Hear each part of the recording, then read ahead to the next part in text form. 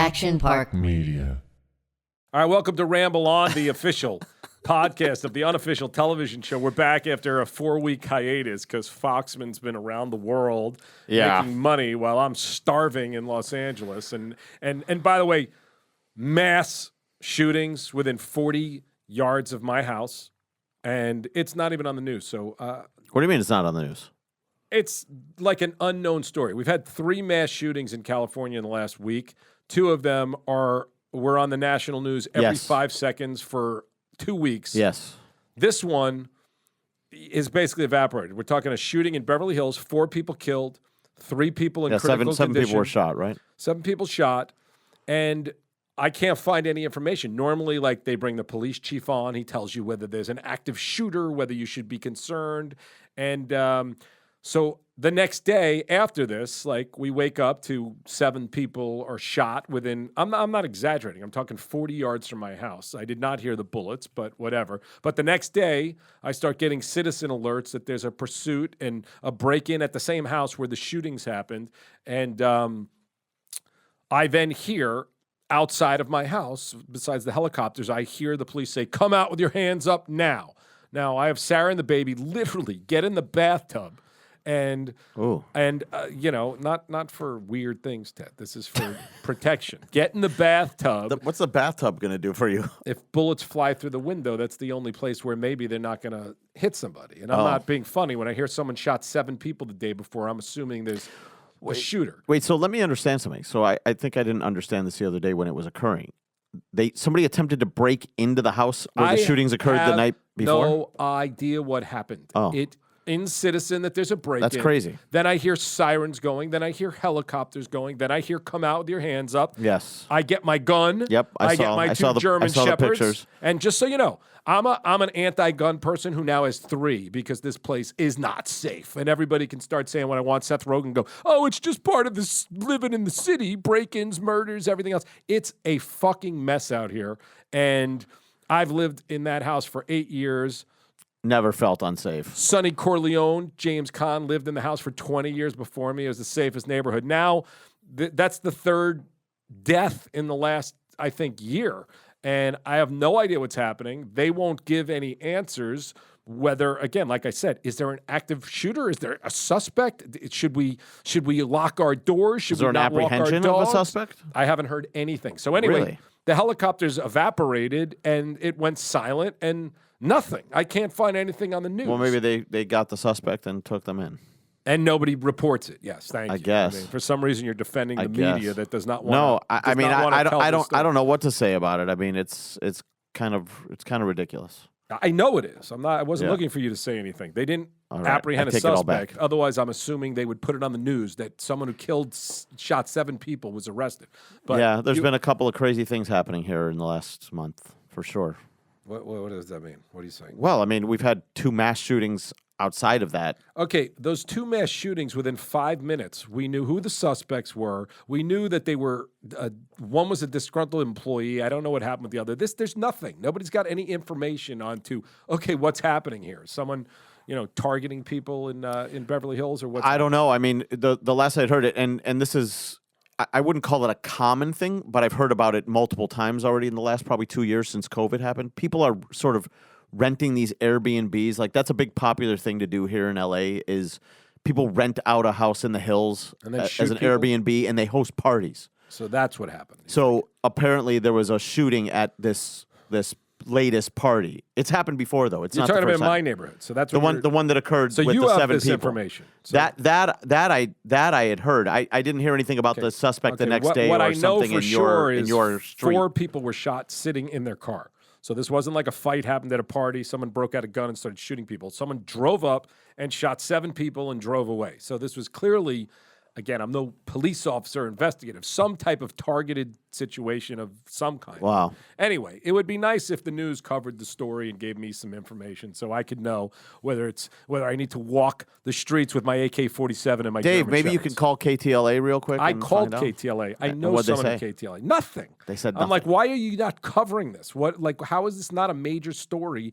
And what is the problem? Why does this narrative not fit whatever stories? Yeah, are they asked to be? Are they being asked to downplay local violence and things like I that? did not get any information about it, but I don't know. So anyway, news from us. We have some updates on the show, which we'll get into. But that's what people have been texting me. They would like to hear the podcast. So we actually have people who want to hear this. Ted. Yep, so, I've gotten a number of messages over the last couple weeks as well. Wow, that's very exciting. I told you. I you said it told was not, it was nice to see, that our fans are interested. So Fans. You think you have fans? I think we have fans. Okay. I think we have people who are avid listeners of the show and want to hear what's going on in our lives and with the show. So we'll catch up with these things. We haven't sold the show yet. No. Ted's money is not back. No. But we have a tremendous amount of anxiety on this. And you know what Sarah does? I've told Sarah many times, don't give me grief and anxiety before bed.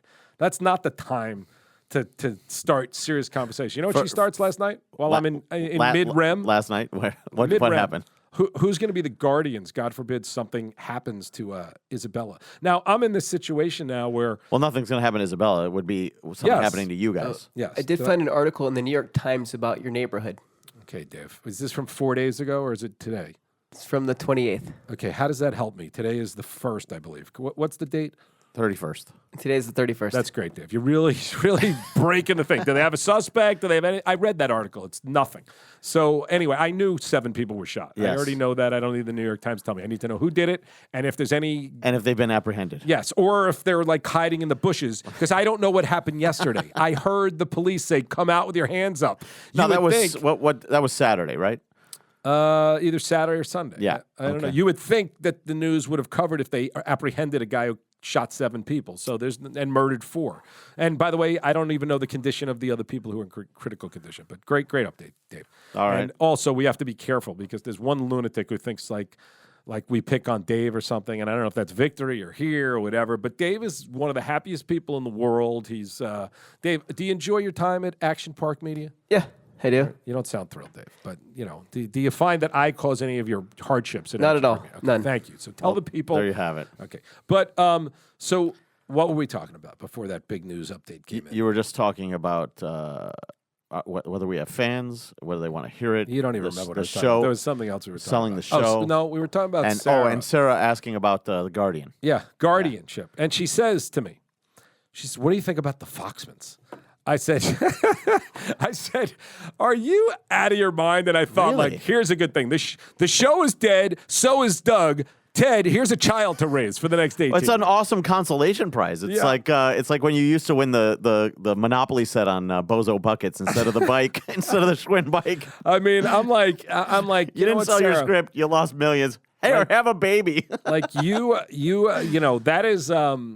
And by the way, I'm not. By the way, that's very nice. Like I'm very flattered and honored by. And by the way, I'm not petitioning for you to be these people. If you said you need somebody to raise your child, God, I would be honored to do that. For wow, you. that's incredible. So maybe Sarah was right to talk about this. I mean, our kids are moving out. Yeah. at this By the way, point. Ted We has didn't 4 start over. children. Yeah. And when I said Sarah was pregnant, a lot of people go, "Congratulations." Ted said, "Are you a fucking idiot?" No, he didn't really say that. But my point is not a lot of men hitting 50 are anxious to have their own children, let alone take somebody else's child in. No, I mean, if you're asking me, do I want to do that? The answer is no. I'm not trying to volunteer for it. But if you said, "Hey, we trust you with our child, and if something were to happen, we could really use somebody that we know would be taking care of her," I would absolutely do it because the reality is that raising a kid is a very difficult choice. We struggled with that, and we had our parents around and everybody else when the kids were younger. Ultimately, I don't even remember who we settled on because it was almost 20 years ago at this point. But it's a very sort of tough decision. Would you And by the finance way, every couple weeks, something would happen in the relationship with those people, and you're like, change the papers. Would you finance the child is the real question. With the money you leave behind, absolutely. See, that's what the sickest part is. I mean, Ted would raise my beautiful, amazing baby daughter and look at her. By the way, because if I died and soon, this would obviously affect the show. God willing, the Yeah, show's we would actually definitely going have somewhere. to find somebody else So to then, write. can you imagine every time Isabella did something wrong, and your fucking father made that show that went nowhere, and now I got to pay for fucking In-N-Out Burger? Are you out of your See, mind? that's not the way I would look at it at all. Well, I'm glad you volunteered because I would feel terrible losing you guys. Is that a scenario where you're both gone, or is it like you could be in a vegetative state where I could bring her to come visit you? Do you remember the Seinfeld where they have to fill out their living wills and like that George has to make decisions on? Okay, you can. I forgot what it was. Pulling the plug was the Yeah, but it was like they were really episode. funny scenarios about you can chew food, but you can't digest it or something like that. But it is one of the things, and as a neurotic Jewish man, when I had my first children, it was like, and then like you said, I was much younger. So my parents were young, my ex-wife's parents were young. Yeah, of course. But it still was an absolutely horrific discussion and thoughts and what do you do? And then you start judging the people. Like if this happened every time I'm with you, I'd be like, you know what? I just, Ted's parenting style does not meet. I'm not saying. No, that's what it is. But you judge sit him. there and you judge every. That's why I said it, like every 3 weeks you're like, oh, change the will. Like You're we're out. changing the. You're out. Yeah, and then we get in a fight. You and I get in a fight. You're out. You're not going You're to not raise the- my you're child not the if I'm in a godfather vegetarian state. anymore. I can be the backup. Yeah. Oh God, this thing just went sideways fast. It is so horrible to even think about this. And you would think like I'd be able to call Connolly and have a conversation with him, like, Kev, listen, I want, which I'm going to talk about this on Victory as well and see the differences because I want everyone who's listening out there, our fans, because Ted claims we have fans. For someone to volunteer for that is. I mean, it is, and I'm not suggesting that this is an occurrence because I have no idea. I really do have to think about where I'm going with this because it's very scary and a horrible thought, but you do have to think about it. But someone to volunteer that, by the way, without discussing it with their wife, it's true. I know how my wife would feel about it. Well, I can speak. We may get into serious conversations about this, but I have to live, and we have to sell this show. Well, your neighborhood is dangerous, so I mean, that's I am heading to the desert very soon. If a couch or a chair ever shows up at that house that I purchased, do I have explicit authorization to move her to Florida if we can't stand the crime or the taxes? I don't know who's listening out there. I have no idea what our age audience is, but it's the saddest thing to think about not being around for your kid and that someone else will start making those decisions, which may or may not be better than you would have done, but it's a horrible discussion. And my point was to all the relationship people out there, men or women, don't torture somebody when they're in REM sleep. Yeah, I think that was the point that you were trying to make. I mean, I get it. I mean, especially as a new mother, like your mind starts to go places and you start thinking things that you never even considered before, and you have to do it. I mean, I did it too, and I think you and I were just talking about it because I had to pay this gigantic legal bill to do some updates to my life insurance trust, and I was just infuriated by it. But I remember having to get life insurance as a young, I think I bought it when I was like 28 or 29. I was already married and I had one child at the time, and it's so crazy. My father's an accountant. and you have to think about those things. My father's an accountant, Marvin, who was the basis for Marvin the accountant on Entourage. Yeah. And since I was like 7, my father would like want to sit down and have talks if something happened to him, where where things were. And we grew up in a very modest house with not a lot of money, but there's I just remember there's $750 in cash.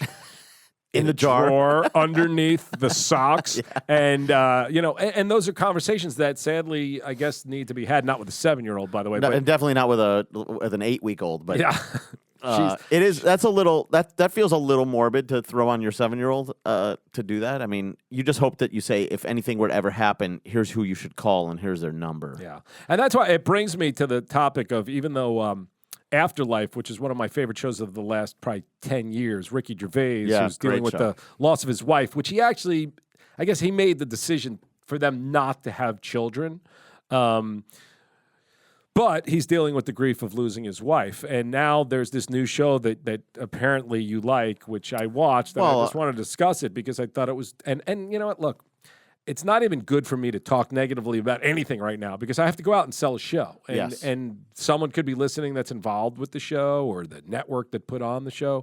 But I watched this Shrinking show and honestly thought it was one of the worst things I've ever seen. And Shrinking, you're talking about. Yeah, with Jason Harrison Ford Segel and Harrison Ford, yeah. And I know Bill Lawrence, who's made 15,000 more shows than I have. So God bless him. Is that the creator of that? Yeah, Bill show? Lawrence created Scrubs and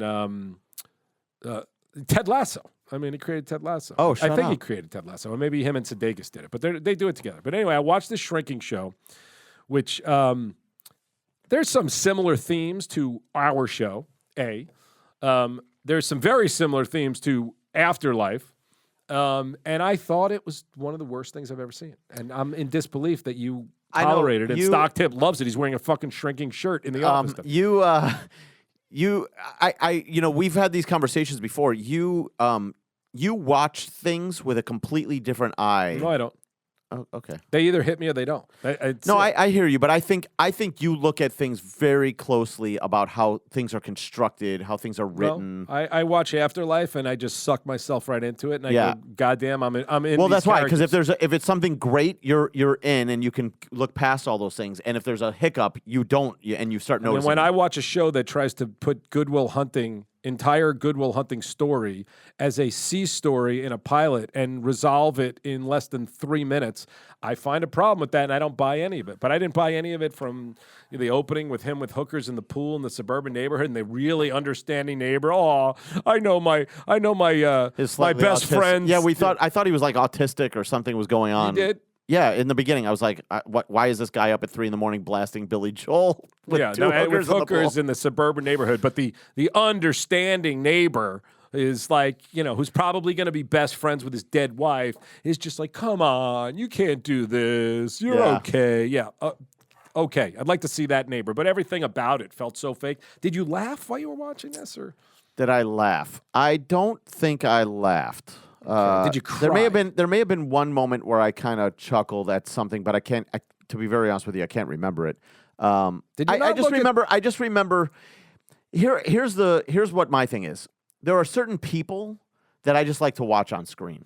Harrison Ford is one of them. Jason Segel's another one of them. I like them both. So I kind of give them a pass. There's a moment in the show where Jason Segel makes some reference to a vampire. Yeah, so you like that from Forgetting Sarah Marshall. But it was almost like taken right out of Sarah Marshall, and that took me out of the show for a minute. I was watching it again. These people are all wildly successful. God bless them. Yeah, They've done great work that I like, and Sarah Marshall I like, and How I Met Your Mother is a fine sitcom. I watched the show and I'm like, I don't know if Jason Segel knows how to act anymore. He's pretending to be Woody Allen or Albert Brooks or one of these neurotic characters that we've seen 1,000 times before, but it feels so ridiculously, absurdly fake. I don't know if it's supposed to be funny, but again, this is why people have their opinions. Stock Tip Dave wants to go to the Shrinking fan club and sign up. All I said, I think we fall into three now. If we're counting Dave as part of this, we fall into three camps. Dave's the extreme on one side. You're the I'm not going to watch this ever again episode. No, I'm going to do more than not watching it. I'm going to hold signs up when I drive around talking about how much I hate this show. And I'm gonna probably watch the next episode and see what happens and give it a shot to let it go. It makes me hard to talk to you. I know. I don't want you to lose respect. And my friend who's a writer he told me to watch it. I was very high when he told me. He said to hate watch this show, but I forgot that he said that. So when I was watching, he said to hate watch it. Yeah, he goes because he thought like me that this was one of the worst things he's ever seen. And when I started watching it, I forgot that he told me to hate watch it. And I was getting so angry because, again, they're like, just compare Martin Sheen and Charlie Sheen in our show to Harrison Ford and them in that it's show. A totally different dynamic. No, I'm not saying different. One's good and one's bad. Yeah, that's what I'm saying. I'm not talking about different. It's different could be that one's really broad and funny. Yeah, I get it. So anyway, what a show I would like you to watch, which apparently you didn't get to last night because I found it hilarious, was Special Forces on Fox. Yeah, I mean it's like a network Survivor show where they put celebrities in a Navy SEAL situation. I haven't watched a lot of Survivor, so maybe it is similar. I don't know, but they're training for Navy SEALs. And Dr. Drew, who I did his podcast, very, very nice guy. I mean, he's training at 103 degrees and he's having like heat stroke. 60-something years old. But I was like concerned. Is Dr. Drew that old now? Probably. Dave, can we find out how old Dr. Drew Pinsky is? Yeah. So, but anyway, what's Mike crazy Piazza, is I was listening to his show with Adam Carolla back in the early and mid 90s. Yeah. And I actually saw a meme on Instagram yesterday.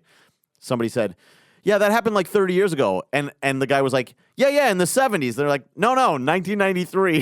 That's so So scary. Dr. Drew is 64 years old. Yeah, 64. He's And there's also another TV show that came out that is terrible. They tried to reboot that 70s show for that 90s show. It's so yeah. bad.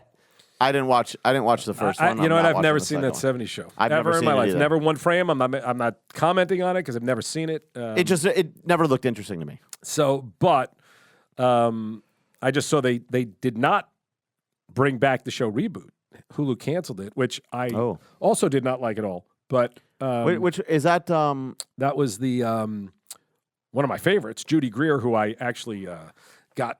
Her first job was kissing a fool, and I saw her at a wedding a couple of months ago, and she still graciously thanks me for beginning her career, which would have happened anyway. That's nice. She's a genius, and she's great in the show, and there's a lot of great actors in the show. I didn't like it, and again, had similar themes to this show. So when I see that, and everyone has to know, I've been like this since I was a kid. This isn't, and I actually used to get in fights with people and take them away from guardianships when I have arguments like this, because people when I was younger used to say, you're too critical, or then when I started working in the business, oh, no, you watch it very differently.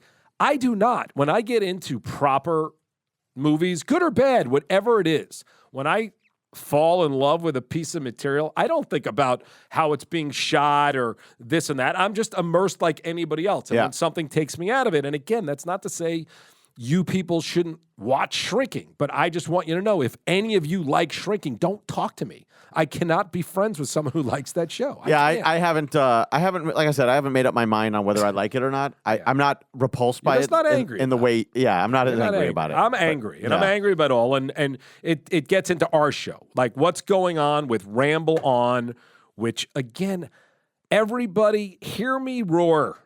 Take it for what Do you it's want to start worth. talking about our show before we talk about all the other shows we've been discussing or worth talking about? I mean, if you have another show to talk about, but I just wanted to say this one thing. I will put our half hour, hopefully the following episode, I'll put it up against any 30-minute show that's been on the air in the last 5 years. I have not seen anything in the last year of watching television that even remotely touches what I think we've done. And again, this is not me being too close to it. This is not, I am very capable of being objective and fair, and that's not to say that everybody's going to love it, but I don't think there's anything in our show that anyone on the planet would watch and go, that is so fucking stupid that I can't even comprehend it. Like taking this juvenile delinquent and solving all his problems in a half of therapy sessions with a fucking idiot. That doesn't bother you. You're like, oh, that makes sense. That works for me. There are certain things that I like. That's why I say I think you have a different eye, which that's not a criticism. Two eyes. All right, and ears. That's not any criticism. I You watch things with a different eye, and I think you're right to watch them. And when you say them, I notice them more than I did. I want you to watch it again. I watch it. Too, I watch it. Dave, our relationship's on shaky ground right now. And I see the way it's playing out, but I'm not as bothered by it because I kind of just let things happen. Like, it's very rare for me. And we actually discussed this a few weeks ago. There's only been 2 movies. Like, I'm pretty much the kind of guy, like, if you turn out the lights and put popcorn in my lap, I'll sit and watch anything. Yeah. There's only 2 movies that I walked out of. They weren't at my that wasn't my call to walk out of them. The people I was with were like, we're leaving, and I was like, all right, well, you're my ride, so I gotta go. And they were unbelievably good movies the end that I really enjoyed. What movies? The first was, I told you, was Fargo. Okay. Let's just. I have a friend. Go slow. I'm going slow. But halfway through, he looked at me and was like, I can't understand a word they're saying. This is fucking ridiculous. How I have to go. dumb is this person? I don't think they're dumb at all. It was just like, you know what? If you, I could see where they were coming from. It was. I can't because I enjoy. Listen, that movie. I've probably seen that movie now 80 times in my life. It's a great movie. But the first time, especially then, you had to kind of adapt to it. It was something to make a transition. It's funny that you say Fargo because on my high school chat, which is like 12 of my best friends from elementary school and on, we still abuse one guy about Fargo. Why? Because he talked about how stupid it was. And similar thing happened when I saw Raising Arizona with like this whole group of elementary school friends. And this is before, before I'm really a filmmaker and before I realized the Coens are geniuses and all this stuff. But I'm in this theater and one by one, People are leaving. My friends are leaving, and I am like, You're like, what the hell's going on here? no, I'm an angry guy. Yeah. I'm like, what the fuck is wrong with you guys? Like, are you stupid? And I've always been that guy though that I'll fight over movies that I love, and when I see them, and again, I'm smart enough to realize everybody has their own opinion. With the Shrinking thing, there is no opinion. It's stolen from so many other things and done so poorly that it's not debatable. Raising Arizona, I can get if you go. And you know what? I get it. It's not my sensibility. It's not this. It's that. I knew the first time I saw the Coen brothers, though, when I saw Blood Simple. I just said, God damn. Like, I didn't understand filmmaking at the time. I just said, these so people sharp. are just so good. Yeah. And, so I'm not gonna hold everything up to that Do type you of have a standard, favorite Coen Brothers movie? You know what? That's so tough to say because I really love them so much. Raising Arizona is definitely up there in the comedy department, but I love them all. Miller's Crossing is amazing. Yeah. Blood Simple God, I again haven't as seen a Miller's small Crossing. movie is incredible. Was that out in the 90s? Miller's Crossing? 25 probably years in ago? the 90s. Yeah. Barton Fink. I mean, there are lines Barton that Fink. I Big Lebowski. Big Lebowski, of course, is Yeah. just like I mean, genius. I can watch them every day, but Yeah. Barton Fink, like I still remember. I still love lines. No Country for Old Men, I think is my favorite. Incredible. And that's a movie though where people were really. No, it was a very polarizing movie. The ending of that movie, people lost their minds. And, like it's very not traditional to let the hero of the movie be killed. Yeah. And it's. Oh, shit. Spoiler alert. Yeah, it's 20 years old. But I mean, like Javier, like I think it was. No, he won. It might have been the first time I ever saw him, but it was one of the Yeah. most terrifying characters. And, but I mean, there's, I cast him in Entourage, but in Raising Arizona, I mean, Goodman and William Forsythe, that's two of the best comedy duos of all time. And me and my friends, we still say lines from these movies Yeah, all the time. of Like, course. you got any balloons that blow up into funny shapes? And the guy who works the counter is like, well, not unless you think round is Round's funny. funny. But it's every moment of it. And Barton Fink had a line before I was really even in the business. When Michael Lerner, who I also was lucky enough to get onto Entourage, he says, you need a writer, throw a rock in here, and you're going to hit one. And do me a favor, throw it hard. Yeah. So, I mean, Coen Brothers are up there as the best ever. And my Yeah. friend Paul Schneider, who's a lawyer and a successful guy, he still talks about it as such an awful movie. And it does affect the relationship. I'm not going to lie. When I look at somebody who watches You're like, Fargo, you fucking loser. yeah, and says that's terrible. I get it though if you have to see it a couple of times. I mean, I'll be honest with you. I read the book Wise Guy, which Goodfellas is based on. Yeah. I read it twice, years before the movie Yeah, came out. me too. And I saw the movie. I was lucky enough to go to the premiere of that movie when I was young. I remember the story. And it's not that I did not like Goodfellas the first time I saw it. I just was It was a disappointed. departure from the book. Well, I was disappointed that they didn't go into some of the details that I wanted. And I think what I realized is I just loved it so much. I wanted, like, Goodfellas could have been 50 hours, and I would have sit there and watch. Oh, yeah. If they would have turned that into a 5-season, 10 episodes per season, we would have sat and watched Yeah, it. and Scorsese, by the way, is similar also. Every time I see his movies the first time, I like them. The more I watch them, the more better. I grow. Yeah. Now with Shrinking, that won't happen. I promise you. Like if someone forces me to sit through that garbage again, I will not like it any better because I just see the hand of the writer everywhere you turn. I see them taking things from so many other places and doing them poorly, and it upsets me. So. Yeah, I get it. That's it. Well, I've been watching. I think we've talked about this before. That show Fauda from Israel. Yeah, it's incredible. And the 4th season came out Yeah. last week, I think. Yeah. and Did you make I it through the started- 4th season? I didn't make it through the whole season yet. I think I've seen the first 2 Yeah, episodes. and that's an interesting show because I'm not a guy who's looking at bad. The show that first season was definitely a very inexpensive show, and their budgets are clearly going up. Yeah. But that's phenomenal. Yeah, it's a phenomenal show. So if you haven't seen it, check that out. That's on check out Netflix. All right, so should we talk about our lives as they're falling apart or what? Sure, why not? When you put it like that, I mean, how can you resist? So Ramble On, we have now, which I don't want to mention any names on the show, but we have. It's been the most bizarre experience of my life. I wrote a show that understood this business extremely well, and what I've realized, which I might have mentioned this on the last Ramble On, that documentary I told you to watch, Jurassic Punk, which is excellent, and everybody should watch it, about the guy who basically started the computer generation with Jurassic Park. He was the one who figured out how to make the dinosaur look really real without models, with computers, and has changed the entire film business. But he's an interesting guy. And Is that on Netflix? You know what? I just put search in Apple TV and it finds it what everything is. Okay. But I told you about this already. You ignored me, I guess. But anyway, it's fantastic. I didn't remember where it was seen. Yeah. Well, on Apple search, you can just search and it'll take you to the thing. But anyway, what he says in that is when you're out of the business, you're out of the business. And I was in the business for 25 years with agents, and sometimes I feel like I'm Willie Loman when I talk about this. I've had agents, some of the biggest agents in town, literally encircle my car to not let me leave a spot because they wanted to make sure I wasn't firing them. And I've had agents act in ways like that are so desperate and pathetic that I can't, I hope I would never act like that in my life. But now I am unrepresented. I do not have an agent. And it really is a different thing. And we've spoken during this show to some of the biggest people in this town who have all responded extremely favorable to this show. Yep. But then they have not followed through on the things that they say they're going to do. True. And we showed this show to a giant production company.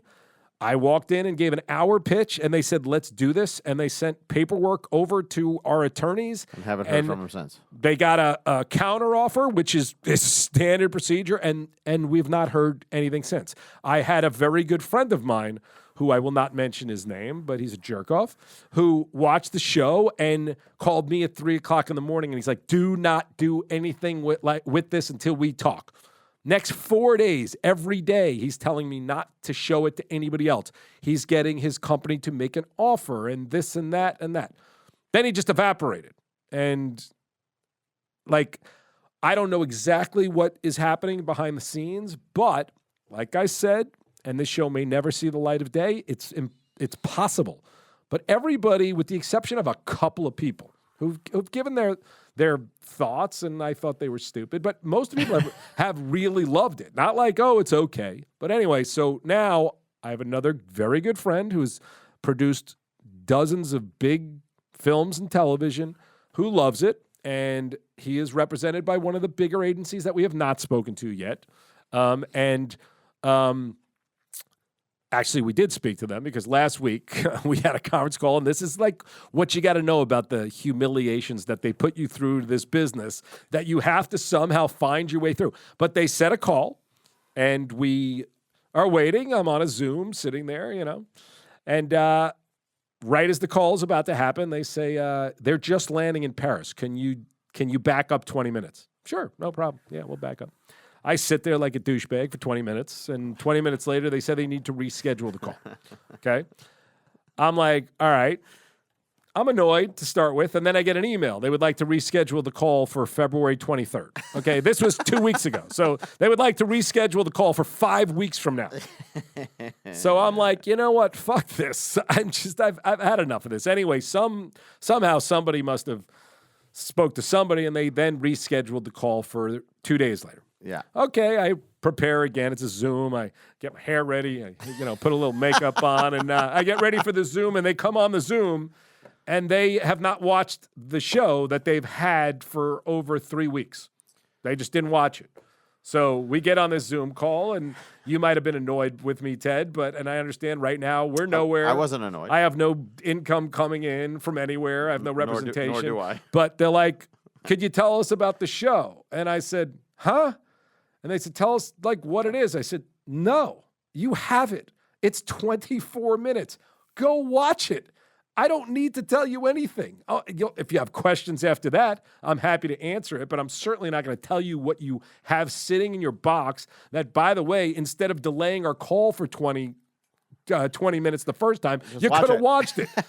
So anyway, that was a little uncomfortable. And also the weird thing is one of those agents was my agent for years ago. And like the Jurassic Punk guy said, when you're out of the business, you're out of the business. Because we got on the first call, and I was like, hey. Like he never met you. Hey, how you doing? He was like, what's happening? And I was like, I actually asked you, I go, maybe this is a different, I'm not going to mention his name. Maybe this is a different, because it's a common Jewish name. I know we run the business and own it, but I said, maybe it's maybe it was a different Schmugel Feigelbaum. But he just had no interest in talking to me. But anyway, last night we got the email from the whole group that they love the show. and they want to be involved. And I hope now we're moving forward, even though it's now noon the next day and nothing's happened yet. But anyway, And I already followed up with them this morning to figure out when we're having our launch call and final strategy. April moments. 12th. When is that going to be? They said Memorial Day weekend. Good for you guys. Yeah. So, all right. Well, hopefully, so that is going to move forward, and that's where we're at. I have the second episode done, the third episode in pretty good shape, and a whole pitch and Bible ready to go. And I hope that in the month of February, we're going to all the streamers, and they will either say yes or no, and that will be the end of it. And I hope so too. hopefully, if they say no, Ted would still like to be the guardian of my child, because I will kill myself if nobody wants this. I mean, I have to, right? Like, what else is there to do at that point? Can I ask? Maybe we can do a joint suicide. Maybe we can get a deal on a it? deal on two nooses. So, And I don't think I'd hang and then myself. each of our insurance policies can go to Laura and Sarah, and they can raise the baby together as a I don't think as a straight I don't think I'd hang same-sex myself. couple. I don't think I'd hang I would myself. never hang myself. I think I'd probably go into one of the agencies, like throw out some weapons, stuff, like like Ari Just did shoot me. with the paintball gun. No, I mean I'd like suicide by agent or suicide by Hollywood. agent. Like Yeah, sweet. I'd walk in, I'd give them something, but I'd get a couple first. You know what I'm saying? Oh, a chance for them to fire back. Is what you're saying? I'd give them a shot. So hopefully this isn't a too violent of an episode of Ramble On. But I would like to do the special forces with you though. I think, and I'm not going to tell You're you that saying, I think I can that handle we it. go and we do it. Yeah. Yeah, I'm thinking no. You don't want I could to. You don't care want to less. fall backwards out of a helicopter into Well, an ocean. I just here's the thought that I had about that. And look, the Navy SEAL thing, because you're in a situation of like combat.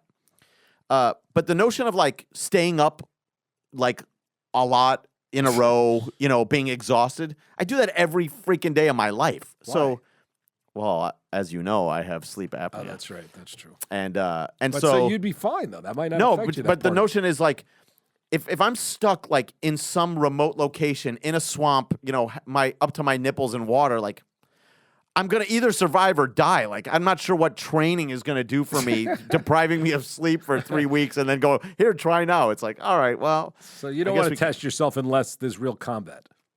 Do you want to go to real combat? We could join the. Actually, they wouldn't take us at this age. Maybe they would. I'll be honest with you. I don't know if we've talked about it a little bit, but I started taking flying lessons. Yes, I know. So now I'm flying, and By the way, not great for the guardianship. Got to be honest with you. well, if worse came to worse, that was the requirement, I guess maybe I would give it up. But the reality is, wait. You would wait. But I hold just on. want to let you know that I think it's a life skill to be able to fly a plane. Well, Tom Cruise, it saved him, in Maverick. But wait, hold on. So I'm just saying, You I would think let me give you restrictions if you agreed to be the guardian of my child if something, God forbid, happened to me? Yeah, listen, I'm a very communal person. If I said no I think fried you, foods. I think you knew that. No more fried foods, Ted. None. Yeah, that would probably not work out. So, well. So these restrictions are already going down the drain. But 30 minutes of cardio 5 days a week. that I can do. I did 30 yesterday. The question is, what happens if you don't meet the restriction? Then what? The good news is you don't get to do anything at that point. You're so gone. depressing. It's so depressing. But I believe in learning new skills, and I believe in challenging yourself. As you know, like I've hated flying for. Yeah. I used to love flying. But this is what the Special Forces show is: overcoming fears. Yeah, but I'm not really sure that I have a fear of like doing 40 chin-ups.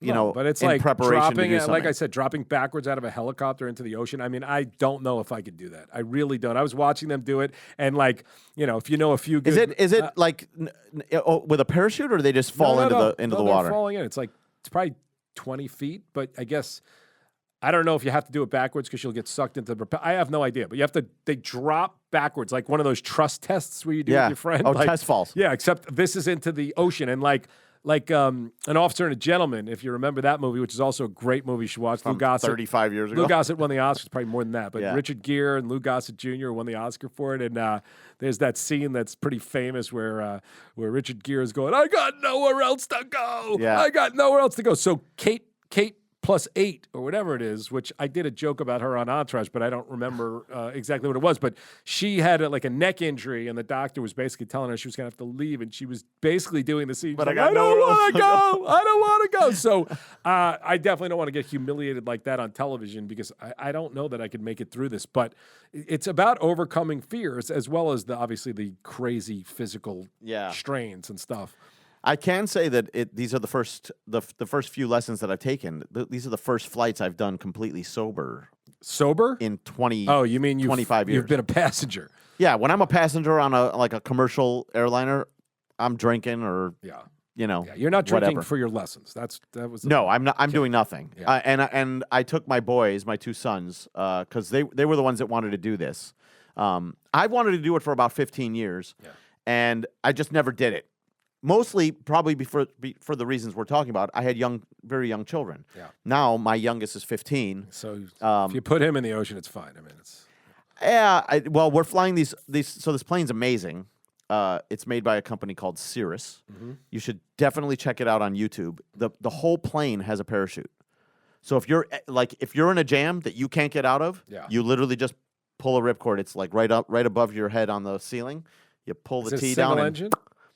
Yeah, single engine, turboprop. It's also it's an amazing. Scott plane. Lavin, who super small, by the way. I mean, how's this? I've got a Cadillac Escalade. It's bigger than the plane. By a lot. I've been on him. Scott Lavin, who I based a character on that Scott Conn played on Entourage, is my buddy from childhood, and he from Tulane, actually. He has flown forever, and it's weird how your fears actually get worse as you get older. I used to fly with him all the time. I wouldn't get in I mean, he's a lunatic. I wouldn't get in a plane with this guy for all the money in the world. He's a lunatic in the plane, or he's just a lunatic in life? He doesn't drive stupidly in the plane, but he's a lunatic in life. He's a guy who just, you know. You don't know what he's going to do next? You don't know what he's going to do next, and I'm not sure. Like, for instance, imagine this. When we had young children, we were in Nantucket at Body by Jake's house, by the way. It was the most beautiful house in Nantucket. And we're all there, and it's 7 a.m. We got young kids, and the wives have the kids, and I'm like, let's go for a bike ride before everyone gets up. 7 a.m. We go. It's Nantucket. It's a small little island. Yep. We go, and about 8:30, I'm like, all right, we should probably head back and, be with the family and the kids. He's like, I'm just going to keep going for a little bit. He came back at 7 p.m. From 7 a.m.? 7 a.m. And that's standard issue behavior for him. And everyone was like, and everyone was like, besides his wife and me, everyone was like, do you think something happened to him? Like, and it's not like. And you guys are all like, no, we'll be lucky if we see him for 3 days. And it's not like he's at the club or doing something wrong. He lives in some fantasy world. And I remember, by the way, we're interesting that we're talking about this. Fantasy world where there's no consideration for any other human beings that you're with. I'm just remembering his wife going crazy because he didn't have life insurance while he was flying around this fucking plane. And now it's hitting me now. So anyway, I shouldn't say that because he's definitely got his life insurance and he's definitely taking care of his kids and he's a great person and great friend. But but I'm not going flying with him or you, by the way. I mean, really? You wouldn't go flying with me? No. I will not. Now that I have a young child, I will not go flying until she's 21. God willing, I'm still here. No, the only reason I'm getting in a plane is if it's to get somewhere, and it's going to be with which you don't know what those pilots are like either. I mean, we've seen drunk pilots arrested on major airlines. That's true. Probably the scariest thing in the world. But I don't like single engine planes. I think they're crazy. I appreciate this parachute idea, but I saw last week. I think you sent me the video. It was was it hang glider or paraglider with his instructor, and the guy forgot to strap him in. Harnessman. Yeah, well, and you're watching 90 seconds of this man in terror who ripped both his bicep muscles off, holding on for dear life, holding on to this guy. I don't. Yeah, you don't need it. That doesn't seem fun to me. Like making a pilot with no parachute whatsoever. That seems like the most risky. Here's what I do know. These planes in particular, the reason why I chose them, because I am somebody who's been afraid to do it. I chose this plane versus the other planes because of that. It's got, first of all, the smaller planes have a great glide ratio, which means you could literally lose all power and you can glide for many, many miles to solve it. But this parachute thing is pretty much. My instructor gave me the statistic that it's been pulled 100 times in the lifespan of the production of this plane, and 0 fatalities. So great. You're talking about a pretty safe operation of something. See, I hope for like 2 or 3 fatalities, so you can go. Yeah, it's probably not going to happen again. I'm not into like, they've never had one, and now let's go. They also make a a single engine jet that also has a parachute, and that plane is awesome. Yeah, I'm not into any small of this. small plane, but and I've never been into small planes. I hate all planes. I don't like being on an A380. I wish I could remember who this comedian was. It's got to be 35 years ago, but I always remember this joke. I actually, which is terrible to say, but I stole it a couple of times on stage because sometimes, like, if things aren't going well, you just need a laugh. So I would do it. But he would talk about that, people fear of flying, and they would say, more people are killed slipping in their bathtub than in plane crashes, which apparently is true. Yeah. But he'd always say, yeah, but when I slip in the bathtub, I don't burst into a fireball.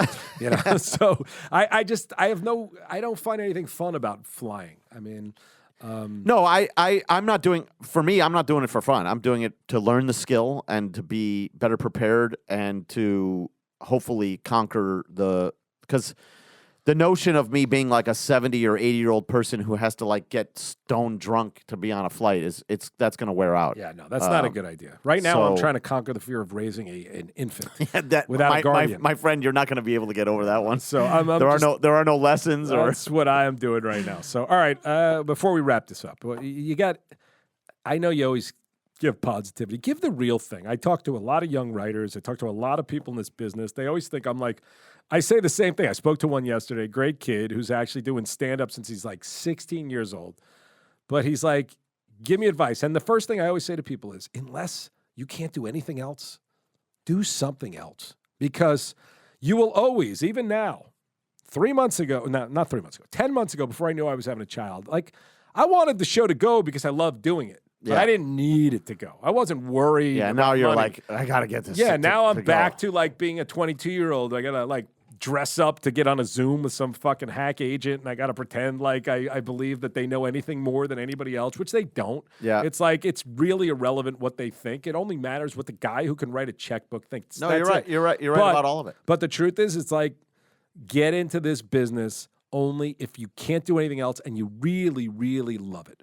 So all honesty, straightforward. What's your feeling of the next 8 weeks of where we are with this show? My feeling is people are going to see it and love it. My feeling is that we're going to have more than one interested suitor. Suitor. And I believe that we're going to have some tough choices to make.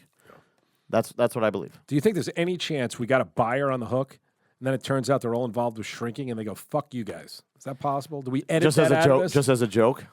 Well, no, or real. I first of all, You love I'm the one who's paid for this thing, and I didn't say fuck that show. I enjoyed the show, and I'm willing to give it more episodes. I don't know that I'm gonna watch it to its completion because in the end, there's a lot of stuff, distractions in life. But I need to watch The Last of Us. I hear is very good.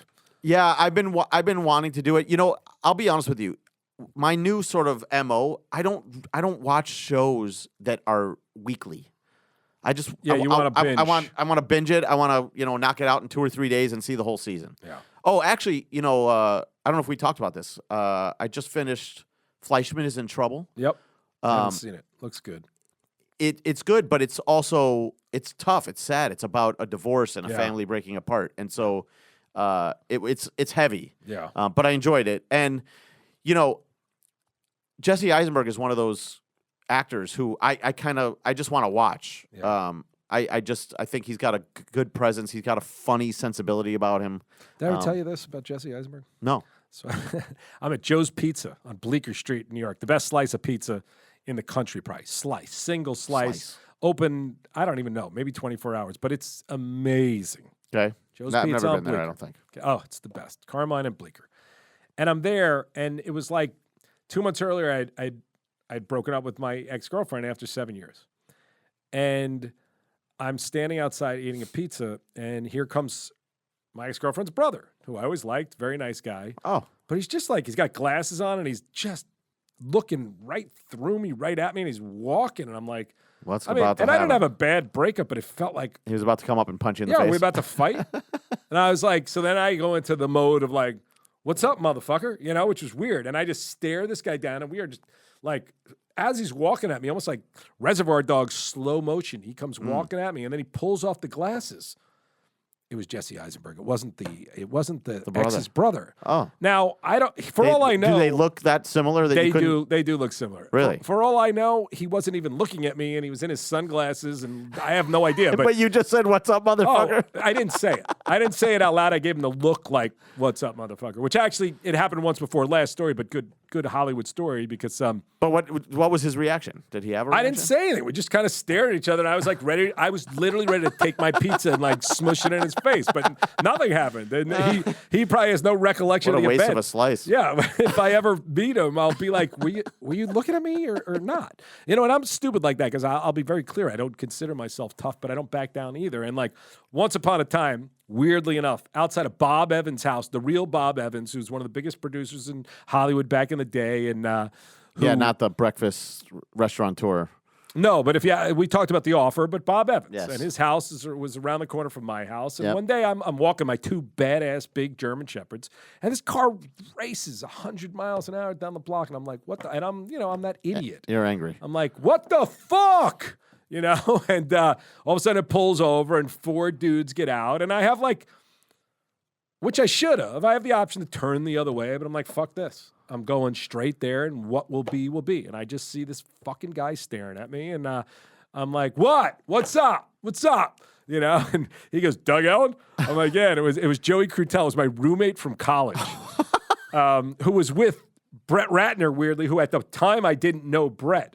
And Brett bought Bob Evans' house, right? Is that... He used to sort of stay there. They were close friends, and I don't know exactly what happened, but anyway, I was like, "What's up?" And it was right before Entourage actually happened, and it was interesting. But I was like, "What the fuck are you guys driving like this for?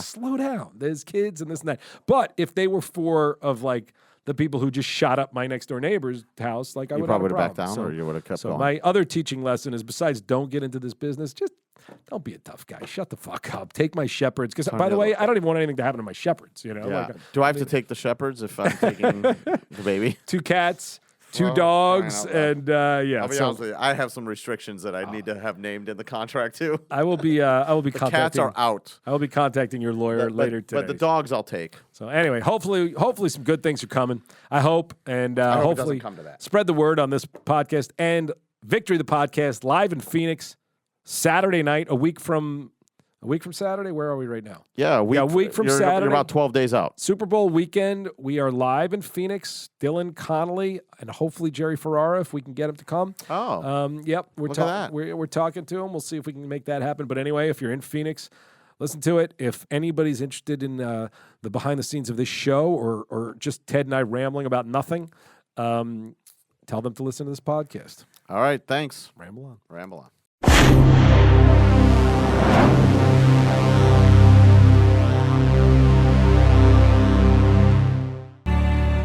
Action Park Media.